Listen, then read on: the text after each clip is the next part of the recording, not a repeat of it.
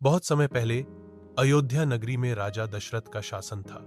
वे सत्य, धर्म और प्रजा के कल्याण के लिए प्रसिद्ध थे। परंतु एक दुहक उनके जीवन में था।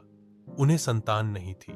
राजा दशरथ ने ऋषियों से यज्ञ करवाया और फिर एक दिन उनके महल में 4 पुत्रों का जन्म हुआ।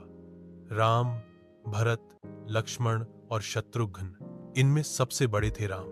शांत, सौम्य, धर्मपरायण और सभी गुणों से परिपूर्ण अयोध्या में आनंद छा गया।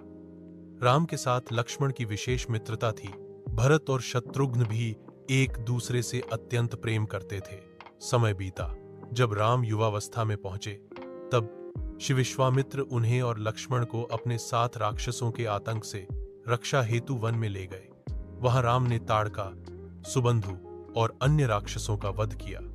यही वह समय था जब जनकपुर में सीता स्वयंवर आयोजित हुआ था। राजा जनक की पुत्री सीता अपूर्व सुंदरी, विदुषी और धर्मनिष्ठा के स्वयंवर में शर्त थी कि जो शिव धनुष को उठाकर उसे तोड़ेगा, वही सीता से विवाह कर सकेगा। अनेक राजा आए, पर कोई सफल न हो सका। फिर आया राम का क्रम। राम ने सहज भाव से धनुष उठाया और जैसे ही उन्होंने प्रत्यंचा चढ़ाई, धनुष 2 भागों में टूट गया। पूरी सभा स्तब्ध रह गई। राम और सीता का विवाह संपन्न हुआ। लक्ष्मण, भरत और शत्रुघ्न का भी अन्य राजकुमारियों से विवाह हुआ। चारों भाइयों के विवाह ने अयोध्या को आनंद से भर दिया। लेकिन यह आनंद अधिक समय तक टिक न सका। वनवास, सच्चे त्याग की शुरुआत। राजा दशरथ ने राम को अपना उत्तराधिकारी घोषित करने की योजना बनाई, परंतु रानी कैकेयी, भरत की माता, जो पहले राम से अत्यंत स्नेह रखती थीं, अचानक उनके मन में मंथरा नाम की दासी ने विष घोल दिया। कैकेयी ने दशरथ से 2 वचन मांगे, राम को 14 वर्ष का वनवास और भरत को राज्य। राजा दशरथ टूट गए, लेकिन वचन से बंधे थे। राम ने बिना किसी क्रोध के यह आदेश स्वीकार कर लिया। जब सीता और लक्ष्मण ने भी साथ जाने की जिद की, तो राम ने उन्हें भी साथ ले लिया। अयोध्या का हृदय जैसे सूना हो गया। राजा दशरथ पुत्र वियोग में अधिक समय तक जीवित न रह सके। और इधर भरत जब लौटे और उन्हें ये सब ज्ञात हुआ, तो उन्होंने महल में रहना अस्वीकार कर दिया।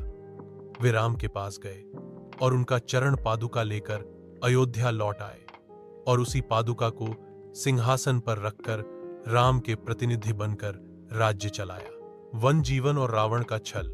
राम, लक्ष्मण और सीता ने अनेक वनों में निवास किया। उन्होंने ऋषियों की रक्षा की, ज्ञान प्राप्त किया और राक्षसों का संहार किया। कुछ वर्षों बाद पंचवटी में वे निवास कर रहे थे। वहीं शूर्पणखा नाम की राक्षसी आई, जो राम पर मोहित हो गई। जब राम ने उसे अस्वीकार किया, तो उसने सीता को मारने की धमकी दी। लक्ष्मण ने उसका नाक, कान काट दिए। यह अपमान सीधे रावण तक पहुंचा। लंका का राजा, जो अहंकार और बल का प्रतीक था, रावण ने छल से सीता का हरण किया। वह मारीच को मृग बनाकर भेजा और राम व लक्ष्मण को कुटिया से दूर भेजा। जैसे ही सीता अकेली हुई, रावण उन्हें अपने पुष्पक विमान में बैठाकर लंका ले गया। रास्ते में वृद्ध पक्षी जटायु ने रावण को रोकने का प्रयास किया, पर रावण ने उसे घायल कर दिया। जब राम लौटे, तो सीता को न पाकर विलाप करने लगे। जटायु ने अपनी अंतिम सांसों में रावण की दिशा बता दी। हनुमान, सुग्रीव और लंका की ओर यात्रा। सीता की खोज में चलते चलते राम की भेंट हुई सुग्रीव और हनुमान से। राम ने सुग्रीव की सहायता से बाली का वध किया और उसका राज्य वापस दिलाया। इसके बदले में सुग्रीव ने सीता की खोज में अपनी वानर सेना को चारों दिशाओं में भेजा। हनुमान को दक्षिण दिशा में भेजा गया। उन्हें यह पता चला कि सीता लंका में है। हनुमान ने समुद्र को पार करने का निश्चय किया। उन्होंने ऊंची चट्टान पर चढ़कर राम का नाम लिया और एक ही छलांग में समुद्र पार कर लंका पहुंच गए। अशोक वाटिका में सीता माता से भेंट की, राम की अंगूठी दी और उनका संदेश लिया। वापस जाते समय उन्होंने रावण की लंका में आग भी लगा दी, एक चेतावनी के रूप में। अब सेतु निर्माण और युद्ध। राम और वानर सेना समुद्र तट पर पहुंची। अब प्रश्न था, लंका कैसे पहुंचा जाए। तब नल और नील ने राम सेतु बनाने का बीड़ा उठाया। पत्थरों पर राम का नाम लिखने से वे पानी पर तैरने लगे। कई दिनों में एक भव्य सेतु बनकर तैयार हुआ और राम की सेना लंका पहुंची। वहां राम और रावण के बीच घोर युद्ध हुआ। रावण का भाई विभीषण, जो धर्म का पक्षधर था, राम के साथ आ गया। रावण ने मेघनाद और कुंभकर्ण जैसे महान योद्धाओं को भेजा, पर अंततः सब मारे गए। लक्ष्मण को मेघनाद ने शक्ति बाण से घायल किया। तब हनुमान संजीवनी बूटी लेकर आए और लक्ष्मण की जान बचाई। रावण वध और विजय। अंततः वह दिन आया जब राम और रावण आमने सामने हुए।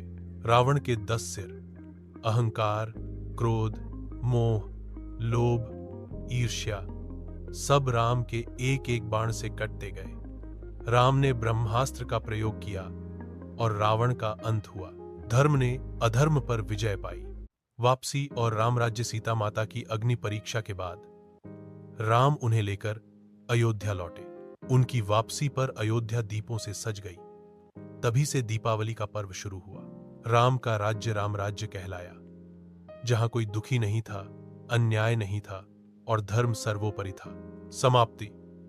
रामायण केवल एक कथा नहीं, एक जीवन मार्ग है। यह हमें सिखाती है कि सत्य कितना भी कठिन हो, उसका मार्ग मत छोड़ो।